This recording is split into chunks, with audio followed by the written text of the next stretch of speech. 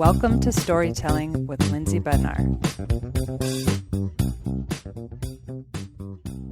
So, first off, you guys, you're my neighbors first, I would like to say is your title, because one of my favorite stories is when we got locked out of our house. And so, you know, we have the garage door opener in our cars, and then you can lock the door to the garage. And for whatever reason, I must have left out the front door and locked the door to the garage.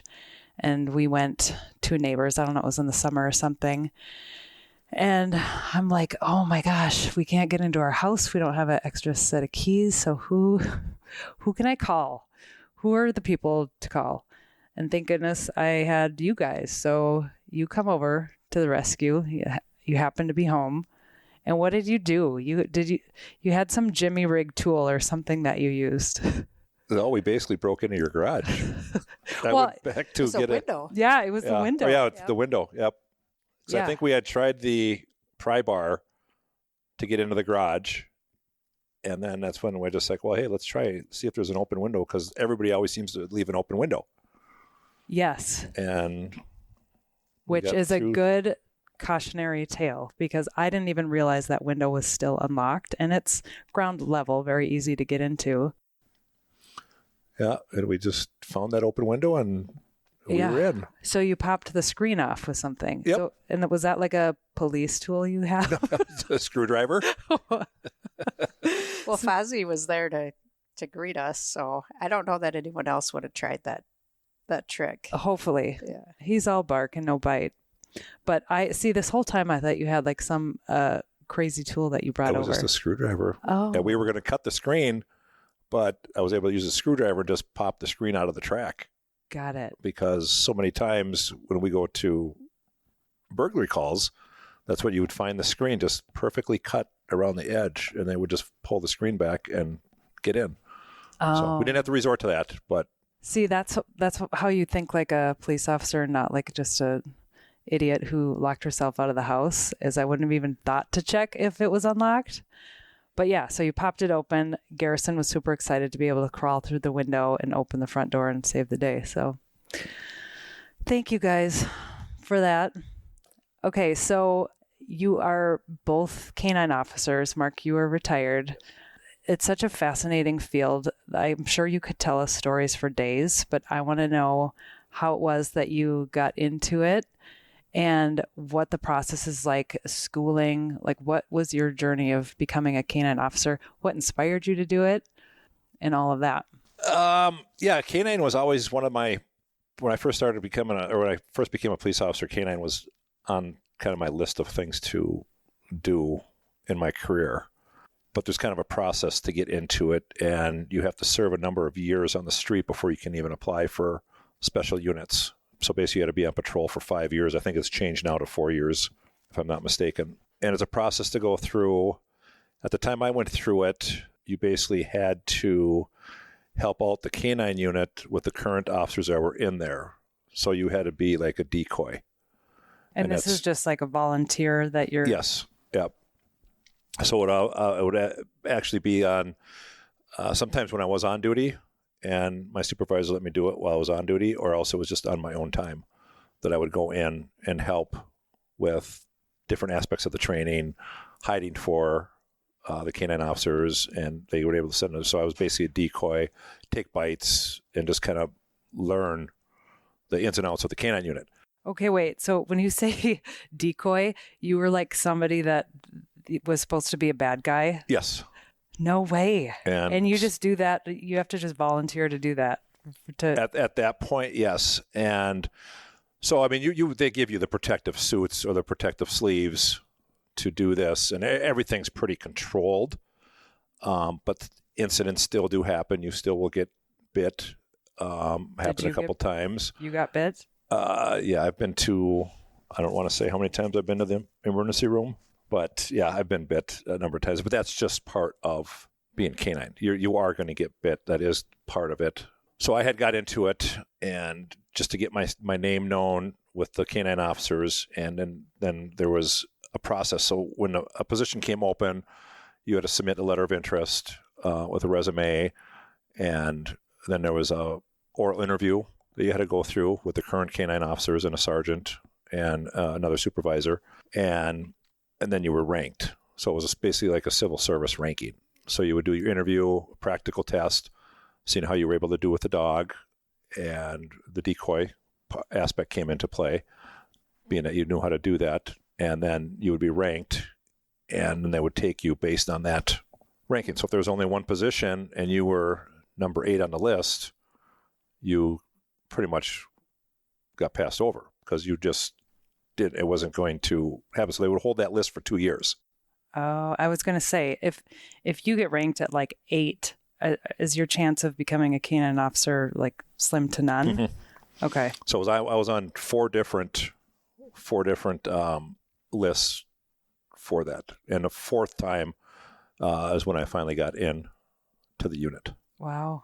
Yep. So it's pretty difficult to penetrate. Yes, it's a coveted position, and there's a lot that goes into the training, and there's a lot of responsibility even when you're not at work.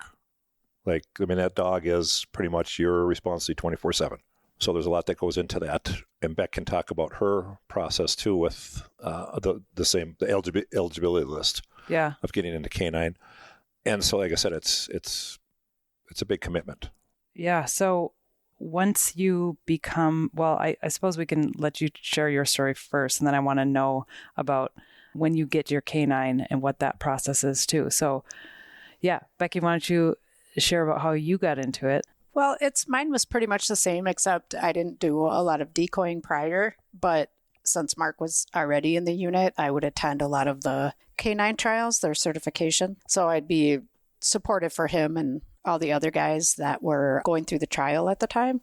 So I had the interview process as well, and then a practical, and then you got ranked. So I did that probably about 10 years ago. There's quite a few people that put in for it, and I didn't get it that time. And then when I knew Mark was on his way to retirement and leaving, they had opened up a couple positions, so I put in for it. I just wanted to get on the list, and I didn't get it the first time around, and then the second time around, I got it prior to the 2 years expiring. That still seems fast for most people, like that you guys got in. I mean, how long do people typically attempt to get this coveted spot?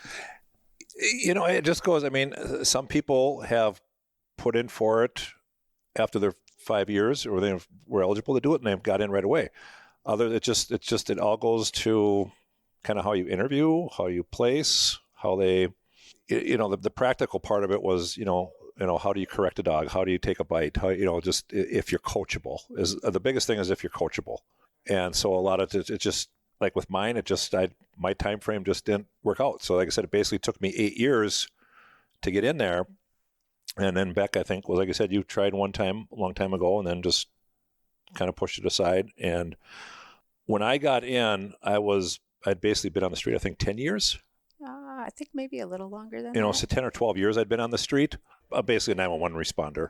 Okay, you did that for over a decade? On the street. So I had different aspects of being on the street. I was in a couple different units. SOD Patrol, which is a Special Operations Division at the time, which was basically a SWAT function.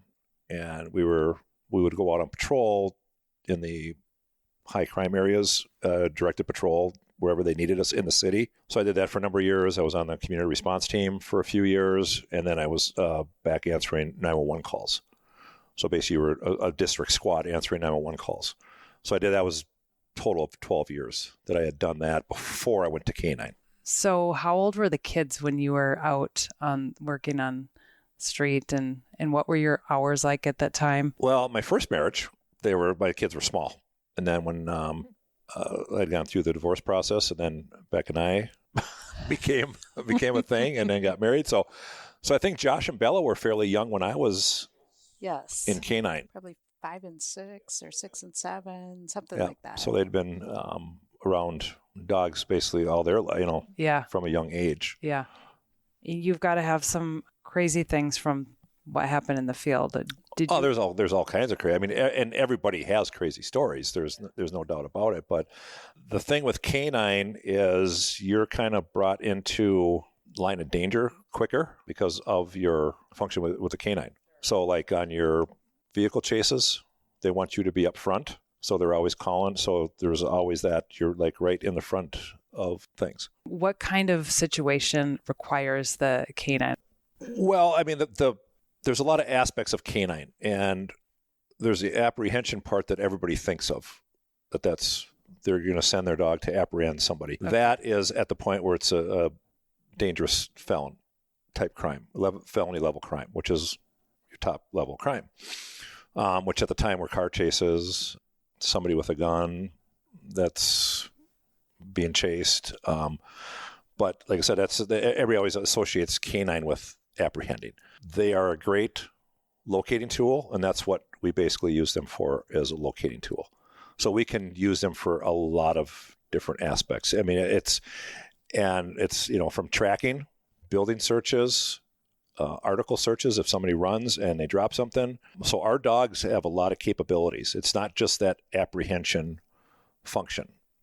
And that's why all of our dogs are dual purpose. So there is that apprehension function that they are trained for. They're trained in tracking, building searches, article searches. And then they have a secondary function, which is either narcotic detection or explosive detection. And back when I first came on, I think we had maybe 17 canines, and 15 of those canines were narcotics dogs, and we had 2 explosive dogs.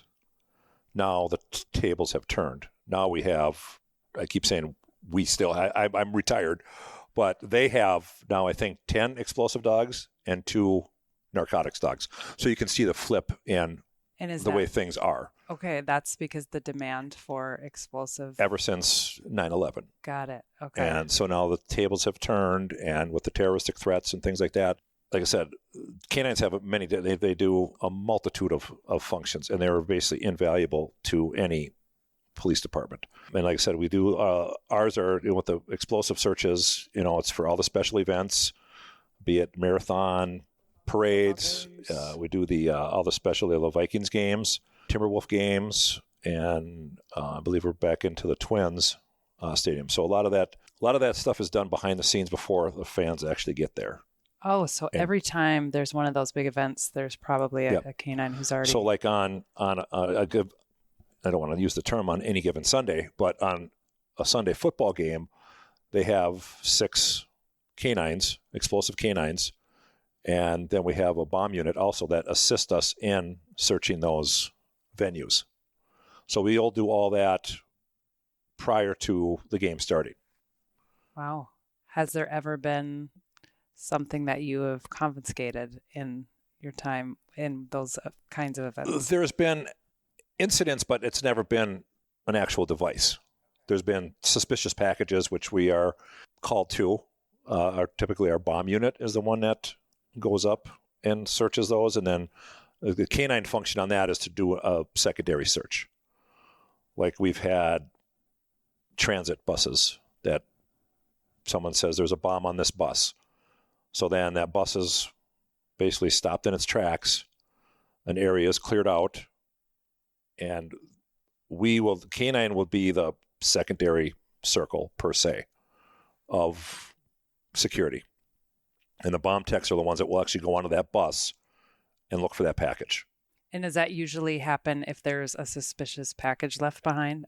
So that's really thorough. Like on the football games, you get a lot of that. Somebody will, because now that everybody's into this, see something, say something. When we had the Super Bowl here, we had 150 canine teams, and now you look back at we only have, at that time, I think we had 16 dogs. So now we had to go nationwide, and there's a level of security that it's called a SEER, I believe.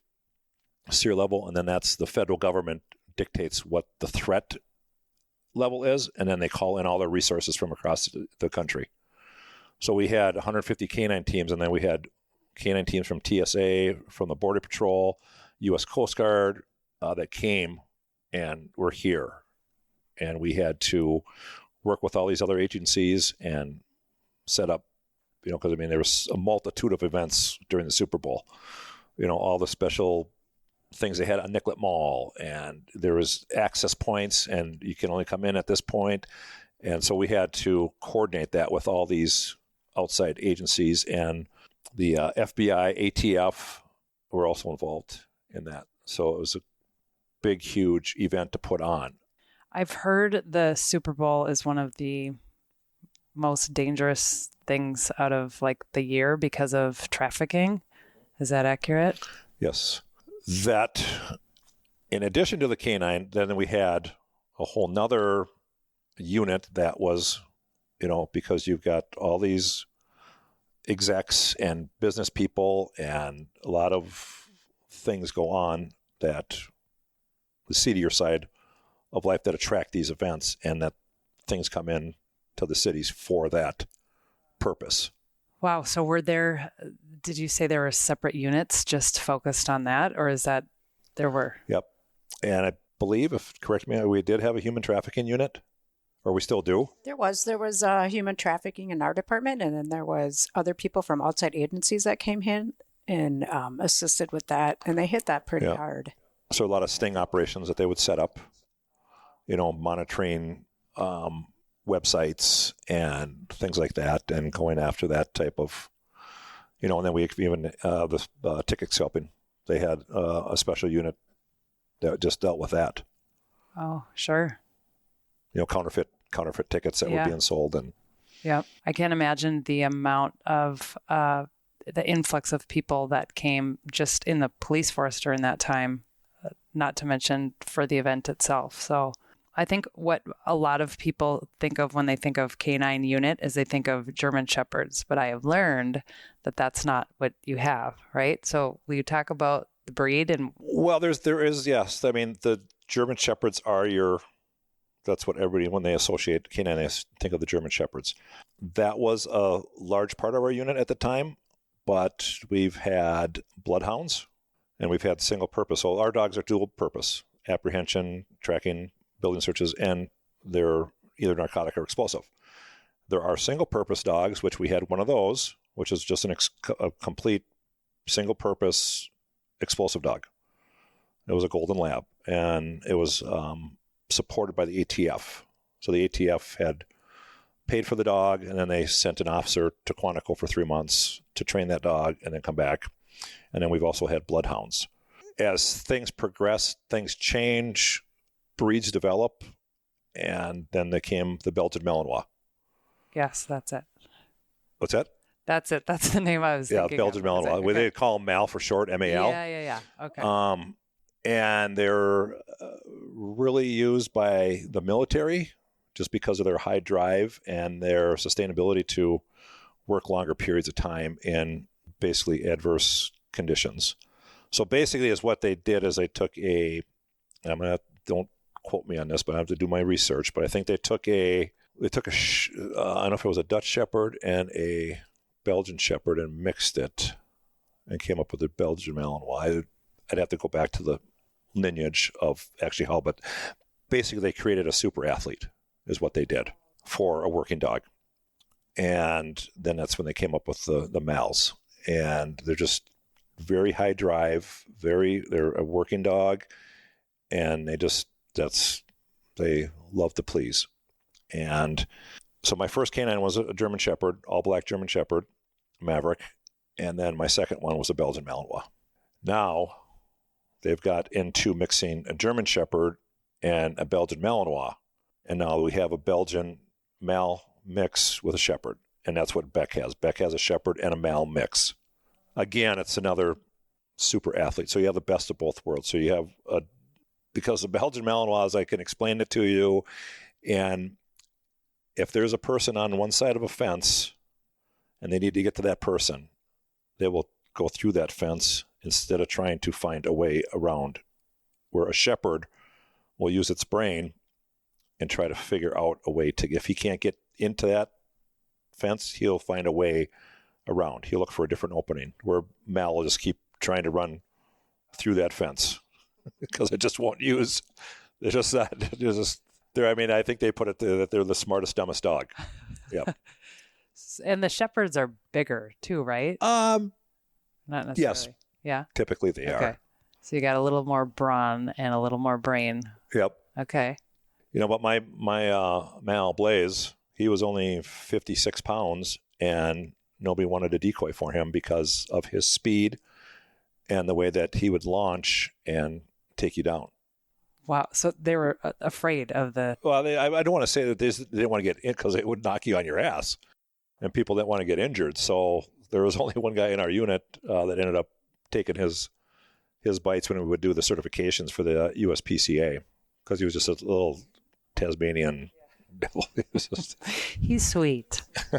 He is very sweet. He is a lover. And so that's the thing about, I want to ask too, because I know Blaze, and he will come right up to you and rub all over you. Is that distinct to him, or what are most police dog, most canines like temperament when they're around people and they're off duty? And that all goes to socialization. I mean, that we want a friendly dog that you can take out in public, because there are times when we are doing special events that you are out in public with your dog. So you don't want this thing that, that's constantly trying to go after people or no manners. But like I said, it all goes back into our training. So we want a friendly dog because we do a lot of school events. Schools will call us for a demo where we bring the dogs into the school, special events, parades, recruiting efforts, so they need to be around people. So they are friendly, and they know when to turn it on, when they need to work. Blaze was an exception to the rule. He was he just loved everybody. What is your dog's name? Brooks. Okay. And Brooks is still kind of a puppy, or how old? He's a little over 2 years old. Okay. He has a lot of energy. He has a lot of the male drive. How long are they trained before they come home with you? So when I received my dog, he pretty much was not trained in anything.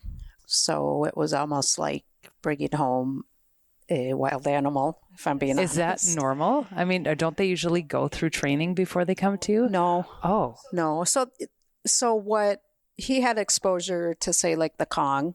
He was exposed to, I'm going to hide the Kong, go find it. But it's very minimal. Like, he didn't know how to sit. He didn't know how to heel. He didn't know how to come to me. Nothing like that. It was very interesting. Yeah. So, and are you doing this training mostly at home? Or are you doing this is this your all day work kind of task when you first get your canine? So our initial training is 12 weeks. So it's basically 4 days a week, 9 to 10 hours a day, and you're training the whole time with your dog. You may or may not get a lunch break. So the things that Mark had talked about. So we're training with articles. So basically throwing maybe a piece of leather, a screwdriver, an unloaded handgun out in the grass, and I need to teach my dog to go find it. And not only find it, but down in front of it and not touch it. So that was a big component of our training. Another big component was the obedience. So the heeling, the sit, stand, down. And then the bite work, of course, that was a very large component, and that is not as easy as just sending your dog, go get that guy. So it's all baby steps. And then you build on all those blocks of training. And then we also had the explosives training. That was a big component. And then tracking. Instinctively, the dogs are going to use their noses, especially the shepherds. So I was very lucky to get a shepherd male mix because I got that drive. And I also got a little bit of the smarts. But teaching your dog to track for a toy or for someone is not as easy as you think. It's not like you just track and then they're like, oh, okay, she wants me to go find a person. You have to really build on all that. And, it was a lot of peaks and valleys with everything. There's a lot of very physical, probably the most physical thing I've done in my career, aside from being on the mounted unit. That academy was very physical as well. But there's also a lot of, mental toughness and going through that 12 weeks. And then after the 12 weeks, you have to test out with the explosives and the apprehension portion of it, but it's ongoing training. So I will train anywhere from 4 to 8 hours a week with him when I'm working. I try and keep it when I'm working because I want him to have that downtime at home. But I also have a certain expectation with him for manners and obedience when he's at home as well. But you want to associate work when you're at work, just kind of like a human. And when you're at home, you kind of want that downtime because he needs that time to rest too. That's so sweet. And are they relegated to a particular area of the house when they're at home? So my dog has his own place in the garage. He's got a big 5x8 kennel with cattle mats on the bottom. So we have pet dogs at home, and I don't like to mix them. They might get along, they might not. But a lot of it is I'm the leader of the pack, and I'm going to dominate you until you figure that out. So I don't think that's something that's necessary right now for them to get along or play. He's a work dog. He's very loved. He's fairly friendly, but it's kind of a process to figure that out with him. My main goal is I don't want him to lash out or bite other cops. So when I'm on duty, I like to introduce slowly. Maybe one cop will come stand by me, another cop will come stand by me, and he has to know that that's okay because when I go in and search a building, I need cops on either side of me for my cover. So I need him to know, hey, that's not okay to bite or to lash out at another cop. I need you to be okay with them standing by me. And knock on wood, my experience with that has been really good with him. Well, it's interesting because I've just always thought like instinctually canines know like who the cops are and who the bad guys are. But I suppose that has to be trained, especially when they're protective of you and if somebody comes from the side or that they're, Yes. Okay. That makes sense. And like Beck mentioned that she's the leader of the pack, and that goes with me also. She's the leader of the pack. I know how Brooks knows his place. I know my place too. Good, you so know I don't, your place. I don't Mark. mess with that. Yep. Yeah, I wouldn't. Sometimes you have to train husbands too. Well, yes, men need to be. So yeah, there's a lot of training that is involved with the canines, and like I said, it's not. I'm not going to say that there are people that think that you walk in and you get this trained dog in a squad car and here you go. It's not. Are there trained canines out there when departments get them? Absolutely, there are, but you're going to pay for that. Where we get our dogs green, and like I said, they basically have some, and they're get them anywhere from 12 months to 18 months old. So they do have a little bit of something, like maybe introduction into searching, but that you need to see where their search drive is, their prey drive is. And so they've been introduced to a few things, but we do everything from ground up, like I said, and it's a progression. It's, your very first week was basically just trying to get the dog to walk next to you. And at the end of the 12 weeks, he's walking next to you without a leash, so it's a progression. And during that, like I said, there's peaks and valleys, or ups and downs. And like I said, this is going into these dogs 4 days a week, 10 hours a day. So when they get home, that's all they need is rest. They don't need to be running around the house, interacting with the kids, so that first initial 12 weeks is very strenuous on the dog and the handler. And like I said, it's a mental and physical. Right, because you demanding. don't get to rest when you come home. You're parenting. You have, Well, I was fortunate. I mean, what the department is paying for, he says we don't get them for free. The department pays for them, but you're paying for the lineage, like, the reputable breeder that you're getting them from. Like this dog, my dog was bred to be a working dog. My dog was bred to be a military or police dog. That's what I was going to ask. Where did you get Brooks from, and where do you typically get canines from? So that part is actually very interesting. Most of the dogs are bred overseas. That's what I heard. So my dog comes from Hungary. Okay. And so then a broker goes over to this breeder and picks out, say, maybe 10 to 20 dogs and brings them back. And this particular person was in Florida. And so the military gets the first pick. This is the dog I want because of these reasons. And so our trainer will go down and pick dogs typically knowing, hey, these are the two handlers that are going to be receiving this dog. So he'll kind of take that into account, like maybe our personalities, our skill set, our strengths. And then from there, he'll watch these dogs, say, try and find a Kong, or just he'll look for certain things in the dog and say, yep, that dog. And yes, that dog. And then he brings it back, and then we get him. And like I said, that first night, like, I'm just going to take him off the leash and let him run around the garage and see what happens. And I was like, oh, my goodness. Okay, then. Wild. Very wild. But part of that process of training a dog and then seeing where they're at after that 12 weeks. So I'll have had him a year at the end of February. So just seeing that progression when you do put the work in, how rewarding it is. I mean, it's a difficult journey, but how rewarding it is at the end, just to see, like, when I take him out on a call, he's all in. Hey, there's a burglar inside that house. Let's go find him. He is 110% in. So that's really rewarding, and it's pretty cool to see on the other end too, just how committed he is to his work. Right. When you were talking about, I think you said the mounted unit. Is that when you're talking about when you were on a horse? Is that the horse patrol? Yeah. Yes. I did that part-time. So in addition to my I'm curious about that because I don't know how many places have horse patrol, but it must be like bigger. None in Minnesota, where Minneapolis. That's the only one. I was going to say it must be bigger cities because it was nothing I ever saw. It used to be. I mean, there was several departments: St. Paul, U of M, Duluth, and Minneapolis, and I'm not sure if there was any other ones. So there's a lot of posses. So you'll see a lot of volunteers, especially like sheriff's units that have them, but those are volunteers. So the only working police mounted unit in Minnesota right now is Minneapolis. They're very popular down south because obviously they can ride a lot more, east, just because of the weather.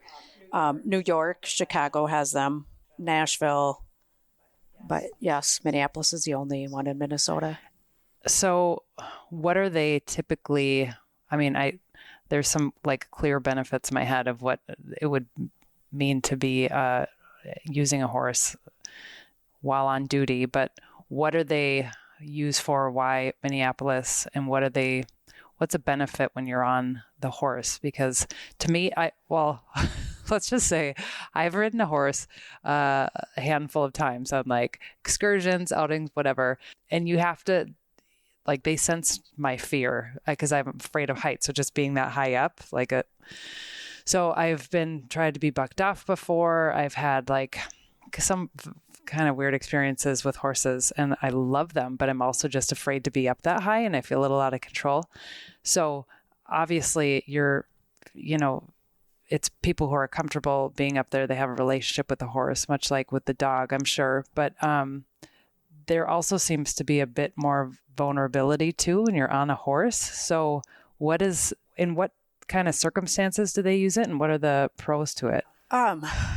Well, they're used for a variety of function and, in my opinion, underutilized. One of the biggest things is when they first introduced the mounted unit. I think it was I could be off. I want to say 1997. But once the emergence of all the downtown crowd and the bar scenes used to get pretty out of control. So they were used a lot for crowd control. When the 1 a.m. at the time, bar close was on and people were not moving off the sidewalks, we just basically form a line and just start walking slowly and with our horses and giving commands. Okay. Yeah. To leave. It's a huge advantage because, yes, you are up high, but you can see so much. So they were used a lot initially in the downtown bar scene. It's become a huge community outreach because, a lot of people don't want to talk to you if you're in your squad car, but if you're on a horse, it's like something that you don't see every day and it's kind of cool and they want to pet your horse. They want to be around you. They want to ask all kinds of questions, which is great. We've rode our horses in parades before. Yeah, I mean, a lot of times we would just put the horses in the trailer, saddle up, and go ride around the neighborhood and just kind of make those connections. A lot of times kids really like it. A lot of times the elderly, we would use them in the open houses. So each precinct would have an open house every year. We just trailer up the horses and people could come and ask questions about whatever they wanted to ask about, come and pet the horses. Yeah, I suppose there's such a different stigma with a police officer being on a horse than in a police car. You know, I mean, just like the nerves that it causes people, like they're doing something wrong if a police car approaches, you know? Well, with a horse too, you can get a lot of places that you can't with the squad car. Oh, sure. Especially in the downtown area. It was very helpful for that. When I was on the unit, we assisted with a lot of different shootings.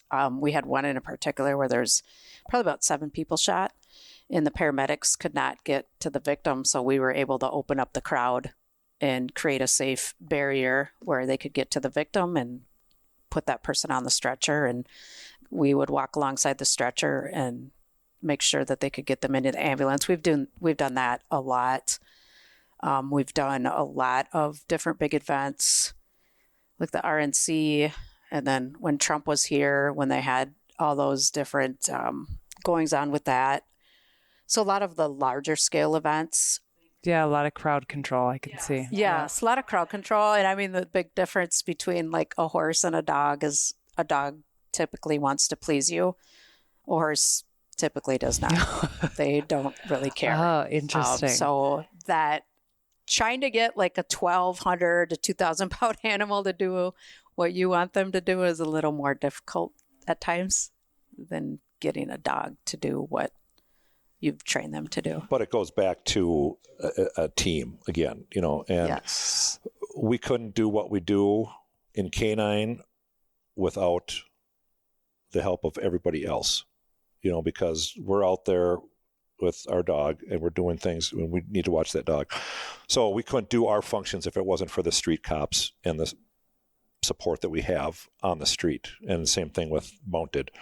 You had your ground patrol, ground support, you know, so team everything is a team. I mean, we couldn't be as successful as we are in K9 or in the mounted unit without the street cops, because that's where we need our help, you know. I mean, because when we're going into searching a building, we're watching that dog, watching what he's picking up on, watching his indications.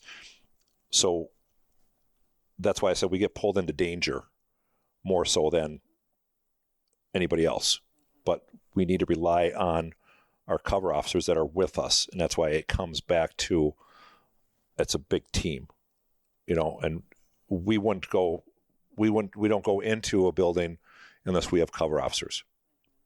So that's why we need that support, and bridging those gaps sometimes is real difficult, but you just need to work together. And it's, you know, like I said, and you talk about the anxiety on a horse. They can feel that. A dog can sense the same thing. And that's why after being retired now, I train with Soldier 6, which is a nonprofit that pairs up rescue dogs with veterans and first responders with PTSD, anxiety, and a multitude of other issues. And we train them to be service dogs. But that's one of the biggest things that I can stress to anybody is that what you're feeling will go right down that leash. And that's a lot of time that mental toughness that Beck talks about, or that mental aspect of the dog training. Whatever she was feeling that morning going into work, it resulted in what happened with that dog during that training time.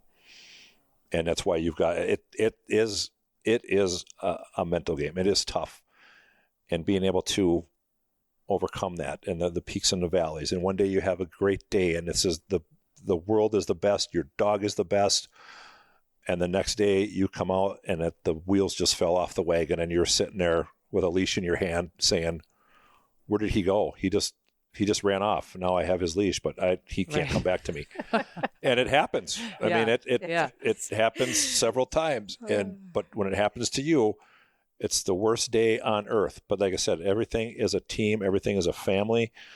And that the cop mentality to trying to get you through these things, you need to rely on everybody. You know, Brooks is relying on Beck. Beck is relying on Brooks.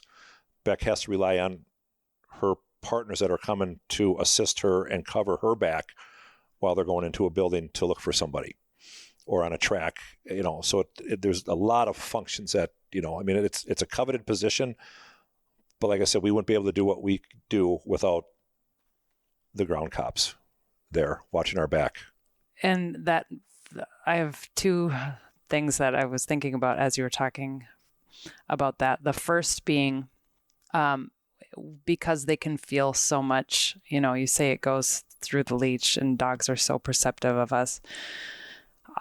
That's got to be tough in training, but when you're out on the field, if you're sensing danger, that's got to be a good thing, right? Because their instincts kind of kick in.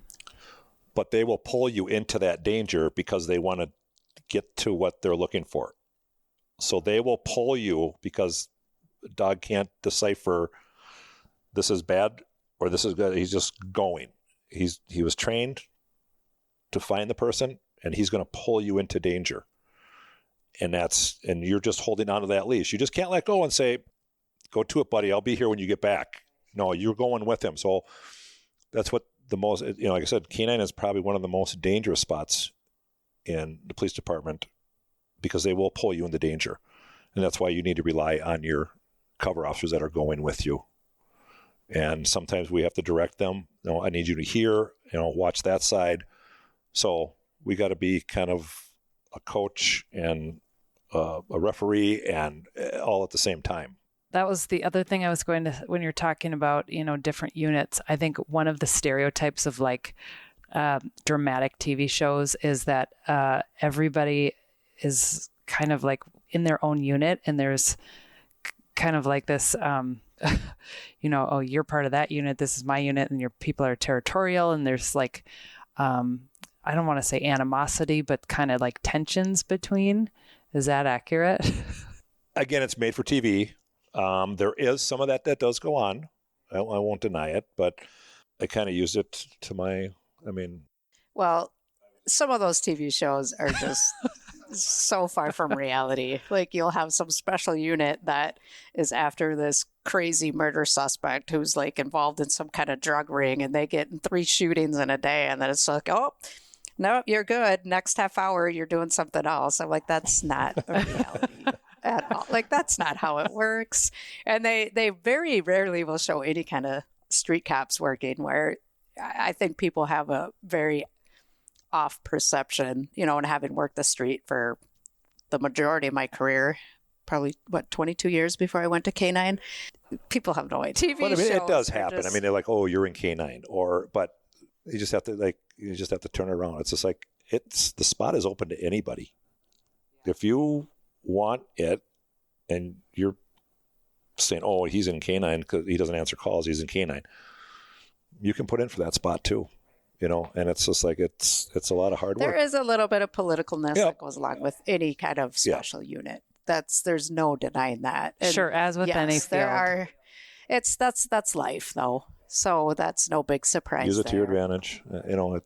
But I think there's a lot of, and having been in K9, there's a lot of teamwork that goes on, and there are phenomenal cops that we have in the department. And there's certain precincts I go to where I'm like, oh my gosh, you guys, thank you so much. Setting up a perimeter around a house, just making things easier for me. And a lot of times I'll go and I'll be like, oh, I know that cop. Yeah, will you come with me? You kind of earn your reputation. But yeah, there's plenty of units that are out there doing things and plenty of other agencies that we assist as well within the city. So I don't know. I'm super happy to be in K9, and if someone's in some other unit, good for you. Awesome.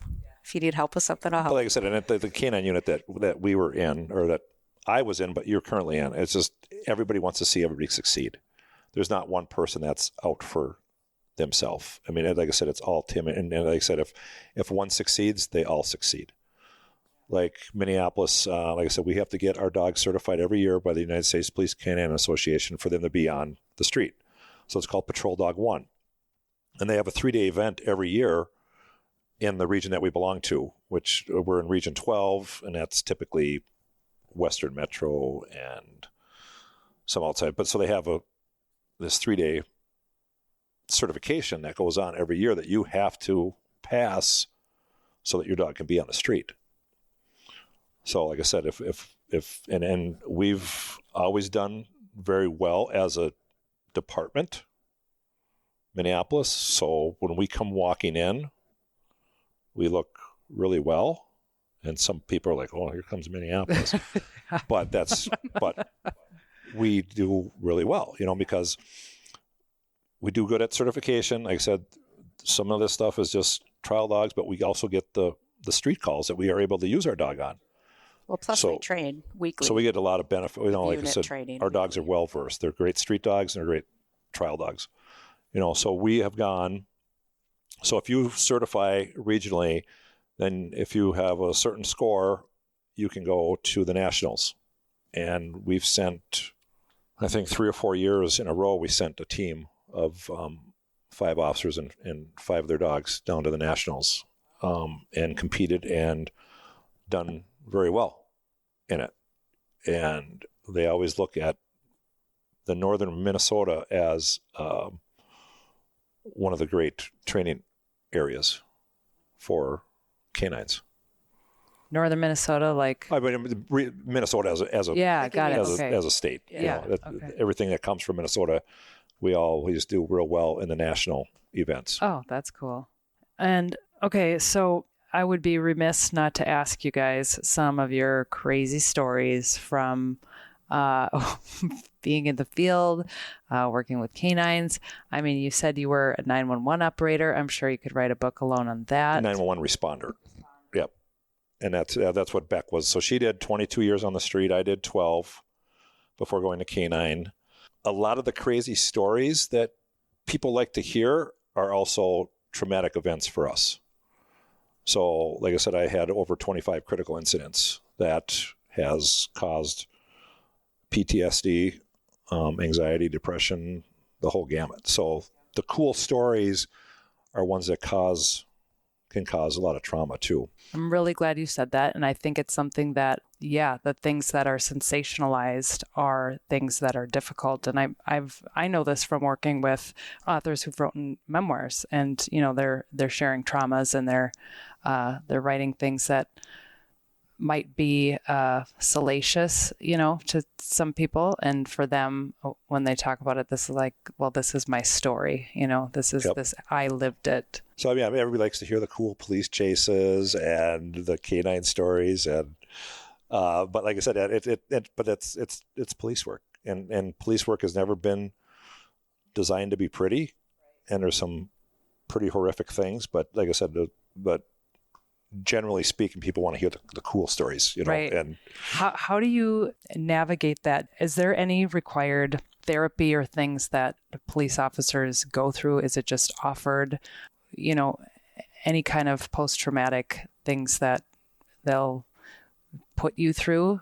There used to be. It's a hot topic right now because with the recent events has caused a lot of police officers nationwide to leave their field because there is not that mental health support. And there should be. I know a lot of departments are trying to work towards that, but it's just not there yet. And I know early on in my career, they would have critical incident debriefings where the officers involved in that incident would go in front of a therapist or a psychologist, and it would be debriefed and said, okay, this is what happened. These are what to look for, signs, the sleeplessness, the drinking, the thing that's, like I said, you talk about the cool stories, but the cool story, like I said, police have the highest divorce rate. They have the highest alcohol rate, and it's not a pretty career.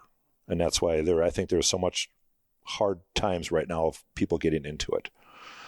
And there needs to be a preventive program or maybe a college course that you can go, because I go to counseling 2 days a week, 3 hours for a week to try to get through what I've been through and deal with the things I've dealt with.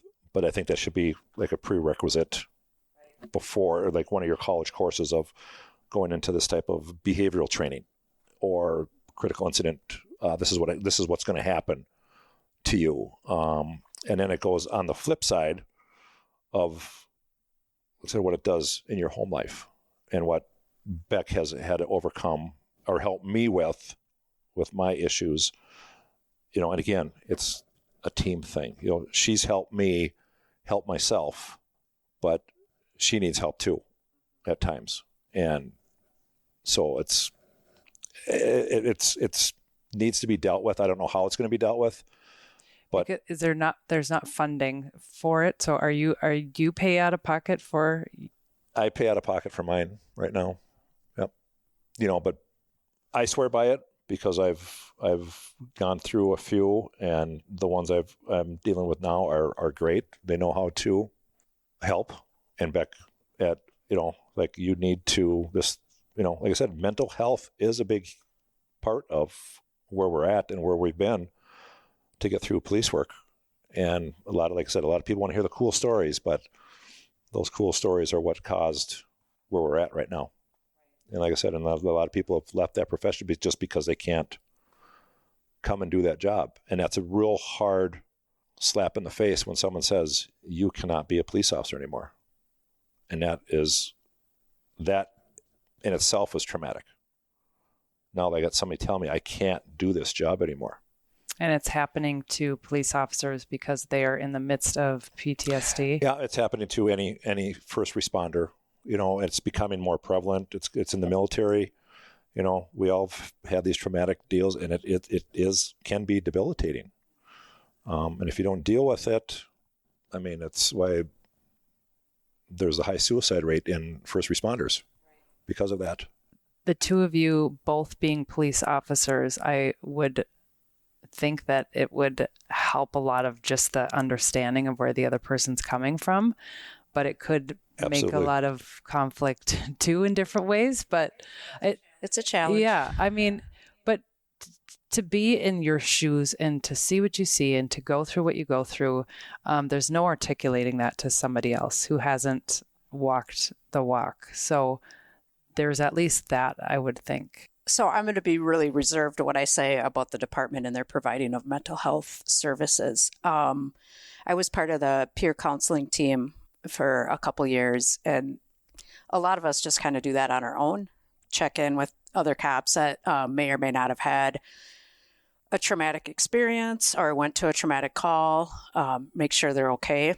My former partner was amazing in helping people these last few years that were having a tough time or on the verge of suicide, just a plethora of things.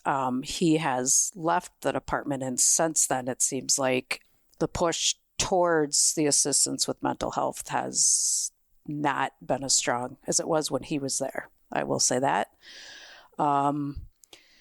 For a major department or any department not to provide mental health services for their officers or first responders is, to me, just absolutely ludicrous. We do have where we get 12 free sessions through the department, but, some people might burn through those 12 sessions in less than a month. And it depends on the person. It depends on what their filter was in life. It depends on what they did prior to the department. Some people handle things differently, but you have to have some type of mental health foundation for any first responder. And I think if you equip them prior to them even going on the job with certain tools and a certain just knowledge and having them be in a group session with mental health professionals, it's going to equip them to better handle things when they come up. A lot of first responders are going to react differently to all kinds of different calls. Something that affects me greatly is maybe not going to affect the person standing right next to me watching the same thing. Right. And I can imagine the amount of people who have trauma, their own personal trauma that has been buried and doesn't resurface until they are on the field. And that can debilitate and freeze a person. I can't imagine. I'm very lucky. My parents are still married. They've been married 54, 55 years. I have 3 brothers who are all Marines, one of which is in law enforcement. So I have a very good support system where, say, someone else, maybe even not my partner, but say I'm working with someone that came from a broken family who really wasn't loved or just doesn't have a good support system at home or anywhere, they're going to struggle more with processing and trying to get through a traumatic event, probably a little more than myself, because I do have that strong support system. So it's people on the department like that that I personally try and help. And that's just I'll help something, anybody. This peer counseling is just something that you guys have kind of started on your own. So my former partner started it, and it was amazing training, and it helped me get through a lot of my own personal things, and it also helped me give me some knowledge and techniques to help Mark and other people on my shift. So we collaborated with other departments as well who have other mental health professionals that came in and helped us. I went through a 2-day suicide training class, prevention. We also had a plethora of mental health professionals that came in and really educated us and just really helped us figure out how to help other people and help ourselves. So we did monthly training, and we also did the different critical incident debriefs that Mark talked about. We would do those as well. But that has since kind of gone by the wayside. It's kind of, it's there, but not dwindled. There. So that was an important piece, because you could apply to be on the peer counselor team, but a lot of us were just selected just based on our years of experience, and it was all confidential. So that was a huge, huge part of it.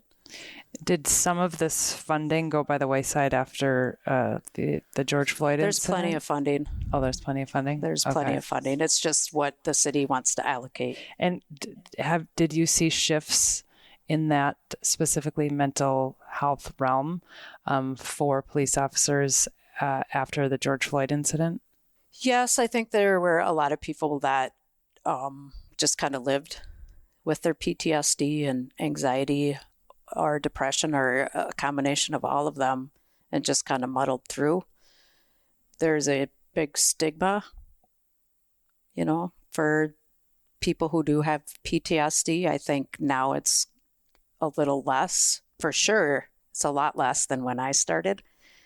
You may have had 1 or 2 cops a year, maybe, that would leave the department saying, yeah, I have PTSD, and have a licensed psychologist or psychiatrist tell them, you cannot do this job anymore. You physically and mentally cannot do this job anymore. And it's a huge, oh my gosh, it's like a bomb's dropped on you. And now there isn't as much stigma there, and there never should be, but now it's a lot more commonplace. And I think it's just the things that you see just become more and more, and you pile those up over the years. It's obviously different if you have a couple years on than if you have, say, 20. That list just keeps growing of traumatic incidents that you try and deal with. And I think for some people, it just becomes harder and harder and closer to home. Because you're going to see, you'll equate, oh my gosh, my child is that age, and I'm just witnessing this child the same age, something traumatic happening to them. And then you kind of start putting that into perspective. So that becomes difficult for people too as they stay on the job. The last couple years had to have been extra tough considering the climate in Minneapolis, and you guys were directly working downtown during the riots and everything, correct? During that time? So the riots were everywhere. They weren't just Yeah, sorry. Yeah. So you were working downtown when the riots were downtown. So I was assigned to the 3rd precinct.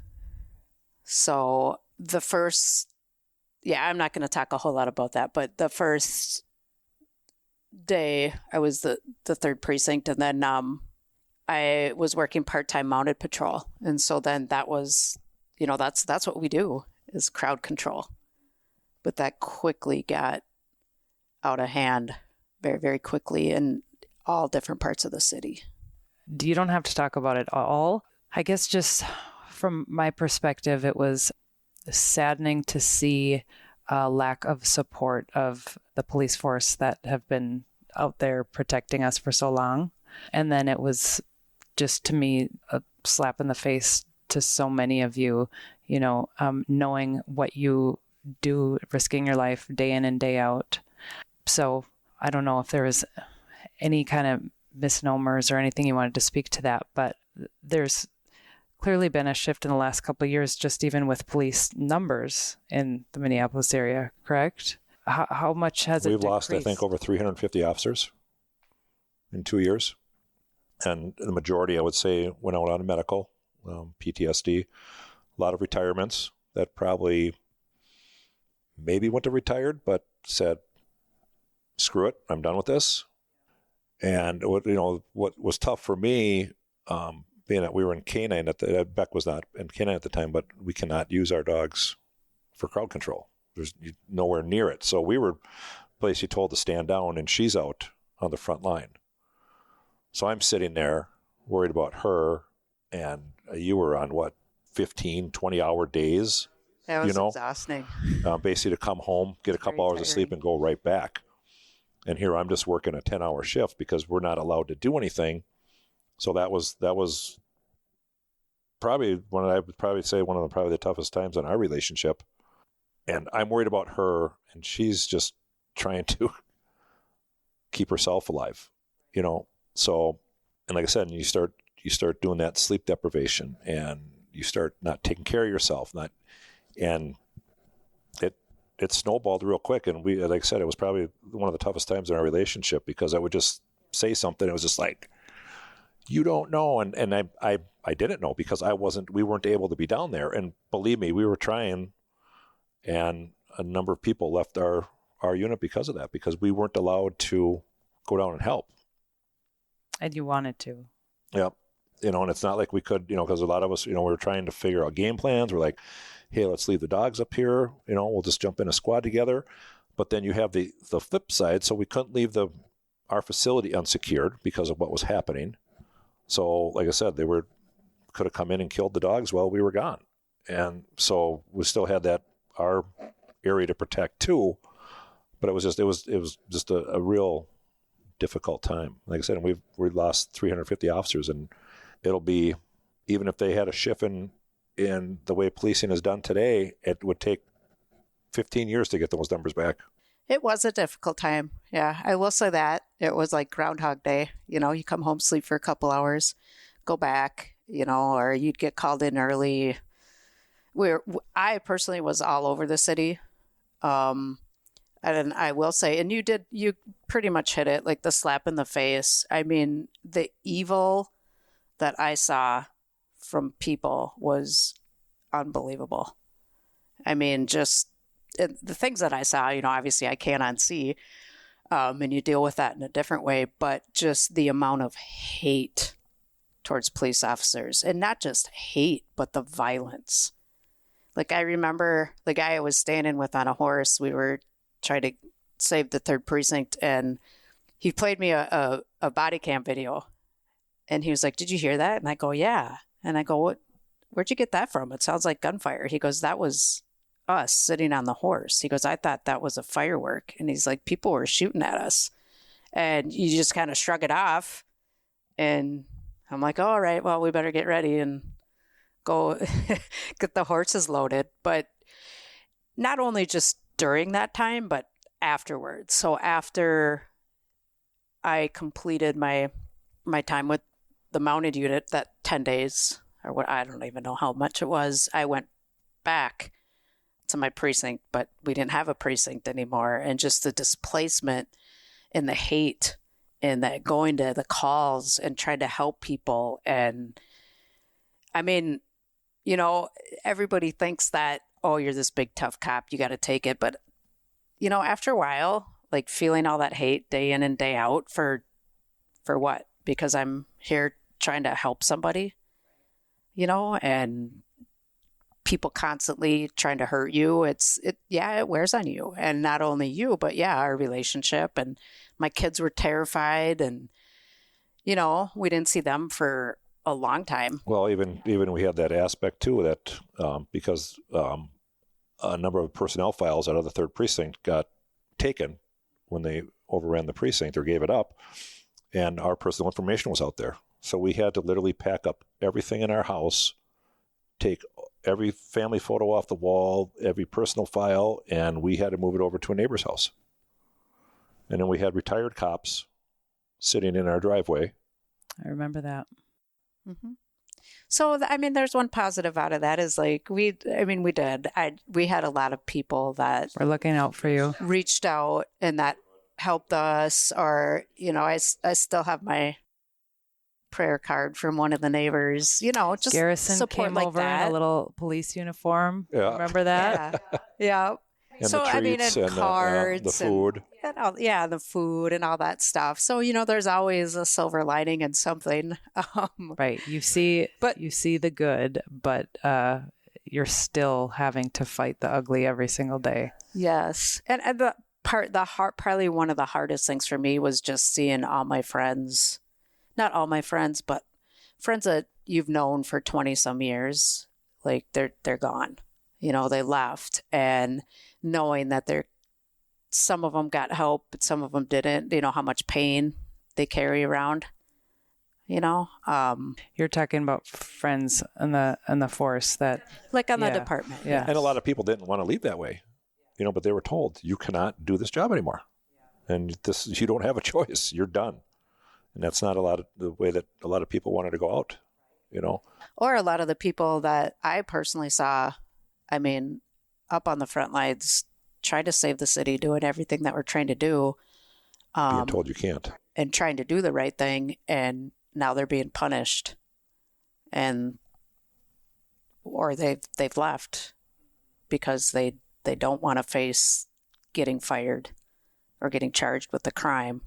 So that, I think that was really, really hard for a lot of people, because you put so much time and effort and training and education into being a police officer, and the dedication that these officers had was unparalleled. And then to be treated the way they were treated, and then ultimately leave the department, is horrendous. So, yeah. And I think a lot of departments across the country are feeling it, because nobody wants to be a police officer anymore. And I don't blame them. right. It's a tough job. Well, it's such a tough job. It's so taxing. And then the lack of respect that has been shown in the last couple of years it's so disheartening. And I'm curious to know what the numbers are like of people going into the field right now. When I was going through the hiring process, you would go and apply, the suburbs, there'd be one position, and there'd be 400 applicants for that position. When I applied for Minneapolis, I think there was 1,500 people taking the test to become a police officer. And when I came on in 97, they were in a hiring frenzy. And I think there was 3 classes, but my class was like 46 people. So we had put on 100, I think, in 1997, over 100 cops in 1997. So like I said, for my class that they hired of 46, there was 1,500 people that applied. I think they opened the application process last year, and they had 50 people apply for basically any position.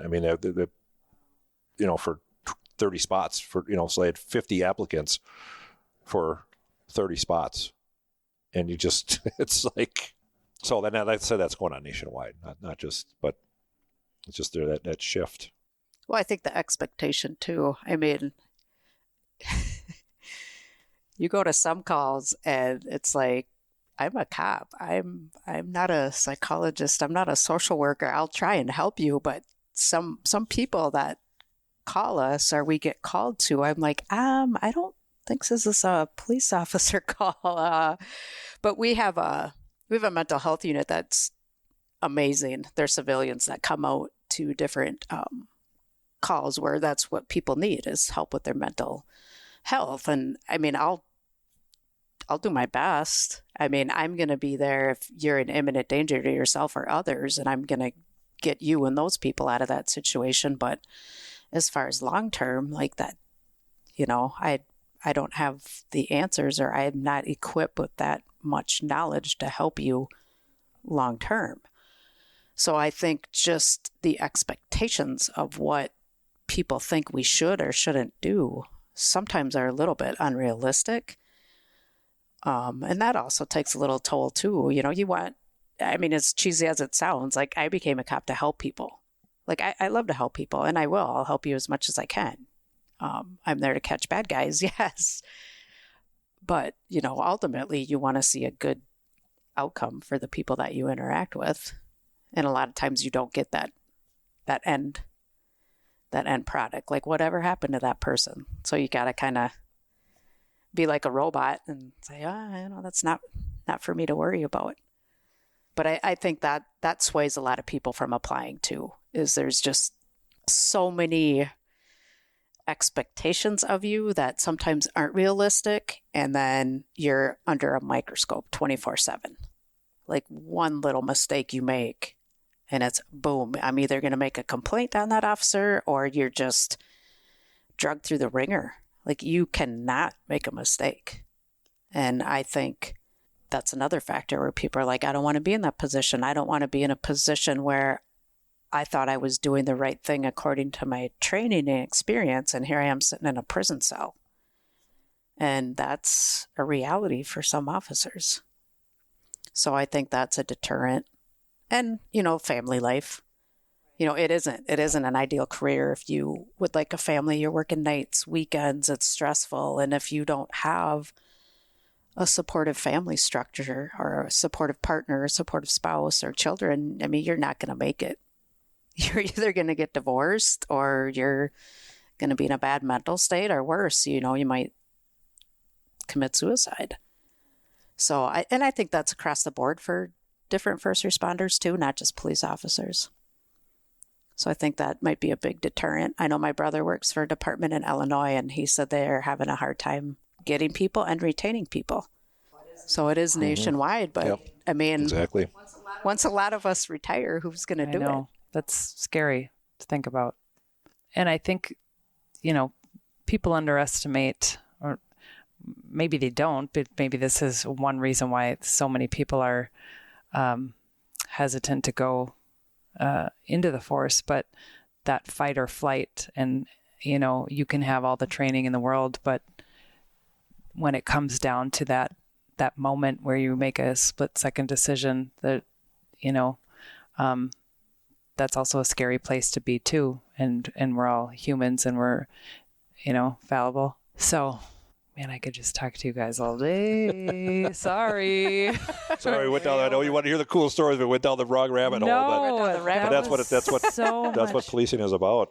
That was so much better. And I mean, when I say cool stories, I'm thinking of like, I don't know, someone calling someone who's like had too much pot and they're like freaking out, something like that, something funny. That happens a lot. But I get what you mean. And I'm so glad that we went down this path, because this is what's so important. And I hope that people listening to this, if nothing else, just can have empathy, hearing what it's like to be in your shoes. And that's why I do this podcast. This is what I want to bridge the gaps, let people understand what it's like to walk in someone else's shoes. And when you have empathy, we can start to break down that divisiveness and maybe have some more people go out for the police force in the future. Maybe. Oh, you guys, thank you so much for coming. Thanks for having us. I really appreciate it. I'm sorry I kept you so long. That's all right. I'll get my grays out one way or another. Bye, everybody.